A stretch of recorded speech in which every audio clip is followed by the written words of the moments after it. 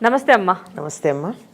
అమ్మా, ఆడవాళ్ళ గురించి మనం మాట్లాడుకుంటే ముఖ్యంగా ఆడవాళ్ళు ఎక్కువ టైం గడిపేది వంటగదిలో. అయితే వంటగదిలో కూడా కొన్ని చిన్న చిన్న తప్పులు జరుగుతూ ఉంటాయి. అలాంటి తప్పులు జరిగినప్పుడు లక్ష్మీదేవి రాదు అని చెప్పేసి అంటూ ఉంటారు. ఆ తప్పులేంటి? ఎలాంటి తప్పులు చేయడం వల్ల లక్ష్మీదేవి రాదు?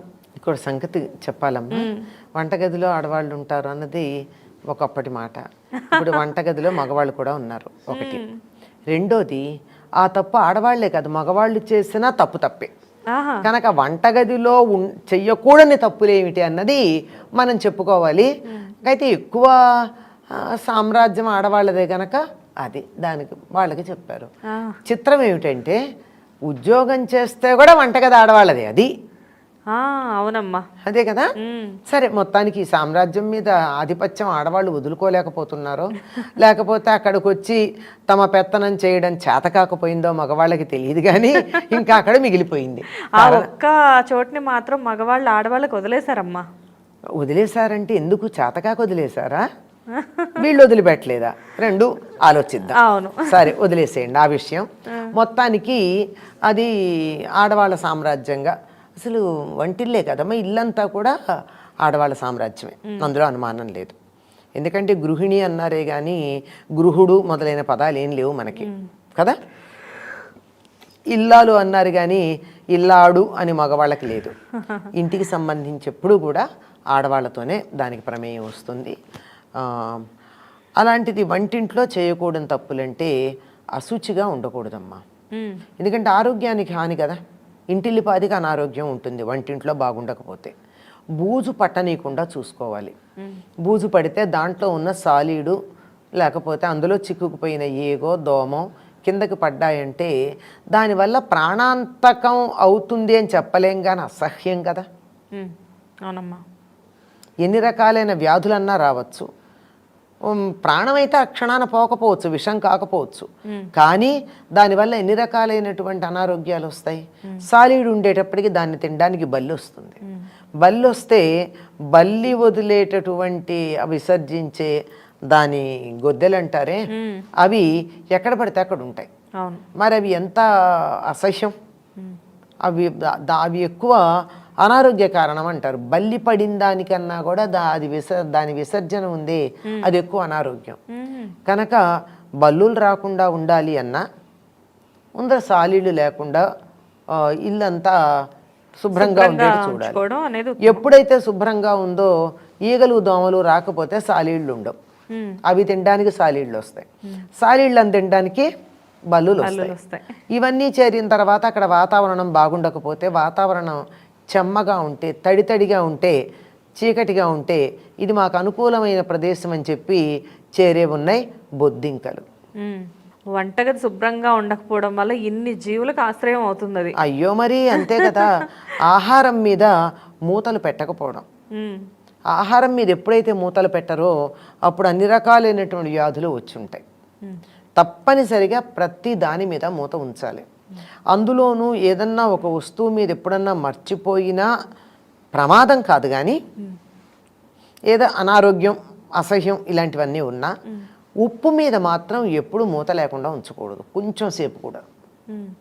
ఉప్పుకి పూర్వం ఏం చెప్పేవాళ్ళంటే ఉప్పు తొట్టెల్లో వాడేవారు కదా, ఉప్పు తొట్టె మీద మూత లేకపోతే దాంట్లో పాములు వచ్చి విషం కక్కుతాయి అని చెప్పేవాళ్ళు.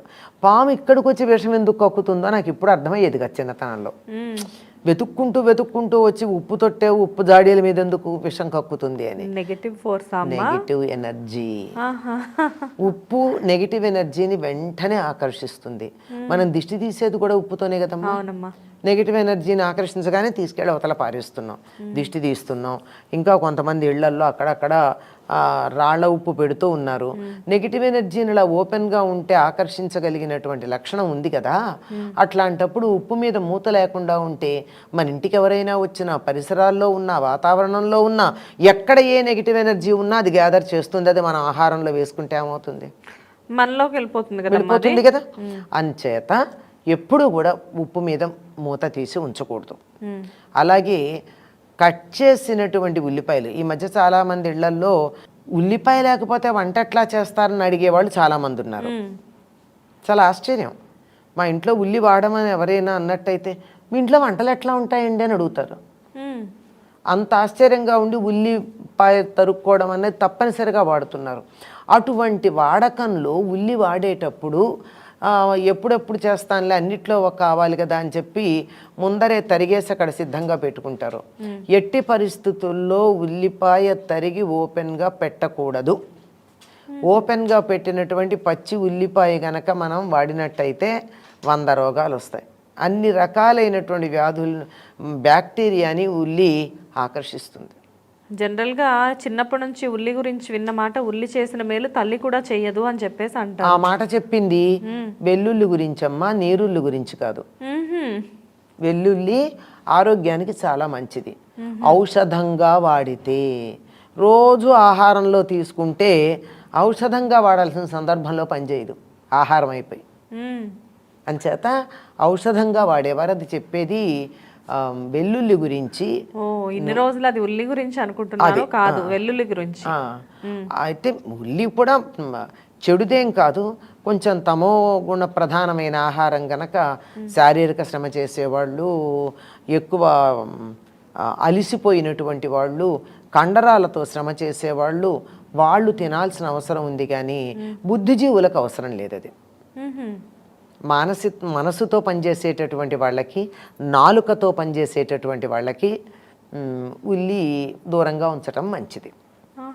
అది అయితే అది దానివల్ల ఏమిటి అంటే, ఉల్లిపాయ కట్ చేసి ఓపెన్ పెట్టారు అంటే అన్ని రకాల బ్యాక్టీరియా అనేది ఆకర్షిస్తుందట. దీనికి ఈ మధ్యకాలంలో మనకు పూర్వులు చెబితే ఆ ఉల్లిపాయ అలా తరిగి ఉంచకూడదు అని చెప్తే మనం నమ్మల. ఈ మధ్యలో డెంగ్యూ వ్యాధి చాలా బాగా ఉన్నటువంటి సమయంలో కొంతమందికి రాలేదు, అందరికీ వచ్చిన ఏమిటి అంటే, వీళ్ళు ఉల్లిపాయలు ఉన్నటువంటి గదిలో పడుకునేవాళ్ళట. ఉల్లిపాయ ఉన్న బస్తాలు ఉన్న గదిలో. ఎందుకు వీళ్ళకి రాలేదని అప్పుడు పరిశోధన చేస్తే ఆ పరిసరాల్లో ఉన్నటువంటి ఆ బ్యాక్టీరియా అంతా కూడా ఉల్లిగడ్డల్లోకి వెళ్ళిపోయింది, ఆ ప్రాంతంలో లేదు.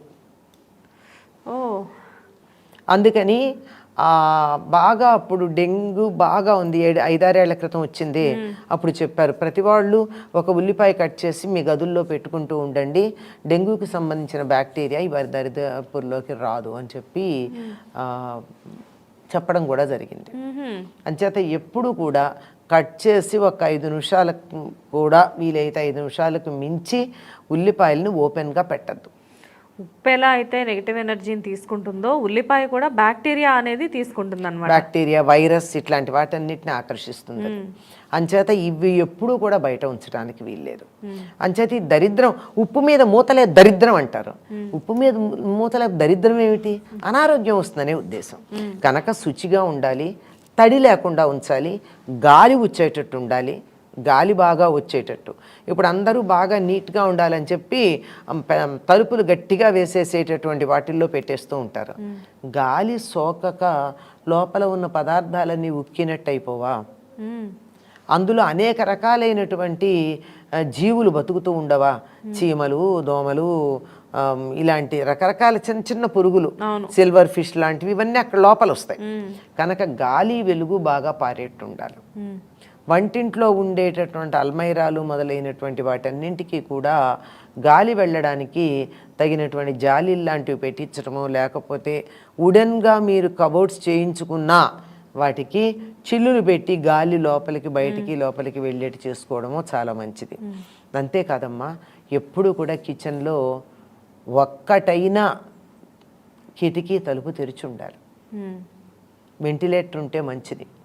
బై మిస్టేక్ గ్యాస్ ఏదన్నా లీక్ అయినా వెంటనే ప్రమాదం కాకుండా ఉంటుంది.